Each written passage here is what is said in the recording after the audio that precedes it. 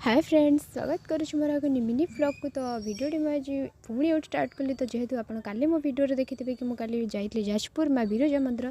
Then से ही दिन ही आम जाइलु बहुत सारा पेंडल देखते जाजपुर में। तो सही मधुर यही गोटे पेंडल था गरियापुर पूजा कमिटी पेंडल। यहीटा गोटे बहुत यूनिक था, मत तो बहुत भल लगे।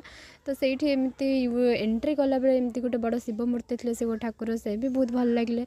देन मो पागड़ी सांग गोटे कौन गपुची, तो ता कथा को इग्नोर करूँ, से एमती पागड़ी भाई गपे।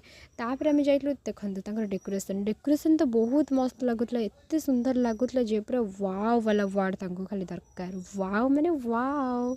तापर आसी जाइलु एट के सुंदर सुंदर लाइटिंग काम होता, ये पूरा रियल रियल फ्लावर काम होता। तो देखा एत जो सुंदर लगुला, आपण मैंने थरे जाइए से गरियापुर पूजा कमिटी पेंडल जाइए देखिए आसतु। तापर मत आसे कहे कि केमती लगुला। देन आम आ भर पशिगलु। तो या भर थे गोटे राधाकृष्ण ठाकुर, सी भी बहुत सुंदर लगुला। आज वीडियो।